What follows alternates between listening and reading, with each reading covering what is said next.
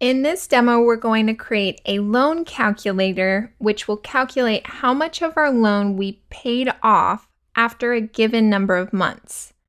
We have VS Code open, and we're going to create a new file called loan.py.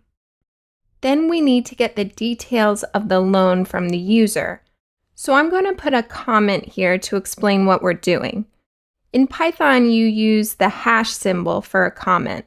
The Python interpreter doesn't run comments. They're only used by us humans to explain what we're doing.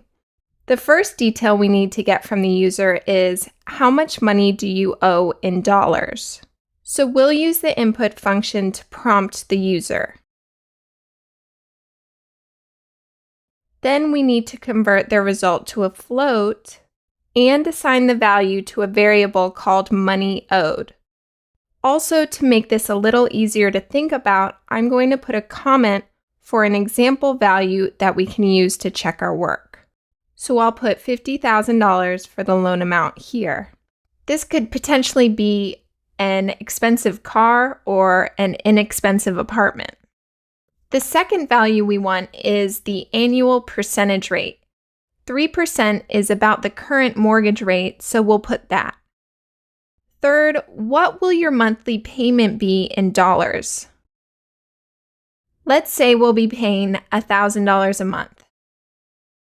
And finally, how many months do you want to see the results for? Let's say 24 months or 2 years. Now, to make this easier, let's look at this in terms of the first month, and then we'll see if we can repeat the calculations for all of the months the user wants to see results for.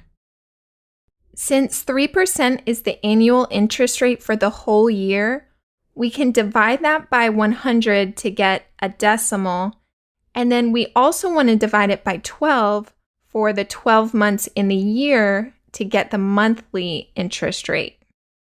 That's because we're making monthly payments.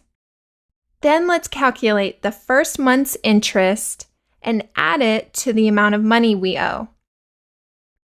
The interest we'll be paying is equal to money owed times the monthly rate. Now we need to add that interest to our money owed value. To complete the payment, we can subtract our monthly payment amount from money owed.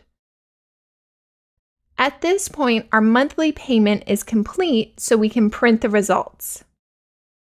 We'll do that by printing paid blank, of which blank was interest. So let's fill in those variables. And let's also print now I owe and fill it in with the variable money owed. We saw in the last demo that we can separate the values we want to print with commas, and we can also change the separator value with sep equals. But I didn't show that we can also change the end value. The end is a new line by default and comes after the whole expression is printed, which is why print statements are usually separated by new lines. Here we'll set the end to a space, so both print statements are on the same line. Now let's run this and see what we get. Let's enter the example values we used before. $50,000 for the loan amount, 3%, and $1,000 payments, and we want to see the results for 24 months.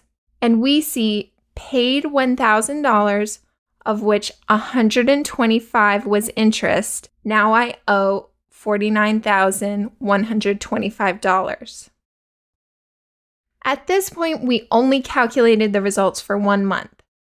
Now we want to add a loop that does this for as many months as the user wanted. The monthly interest rate will stay the same, so we can add the loop before we calculate the interest paid. That will change each month based on how much is owed. Our for loop will be for I in range months, where months is the number of months the user entered. In our example, it was 24. Then we want to indent these lines of code to be repeated inside the for loop.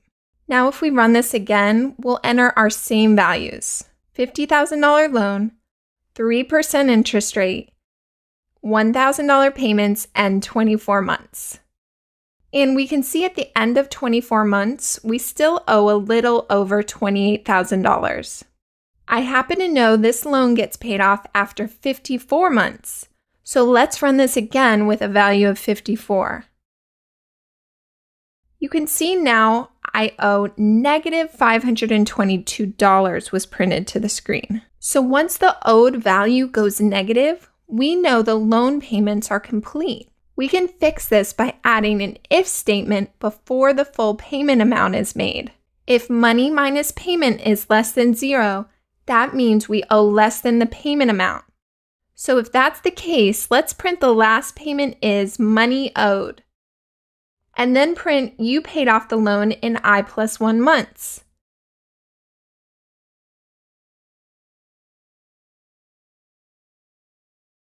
And finally, we don't want to run any more lines of code in the loop, so we can use a break statement. This will take us out of the loop and start the program again after the loop. Now if we run this, we can see the last payment is $479 and change, and you paid off the loan in 54 months.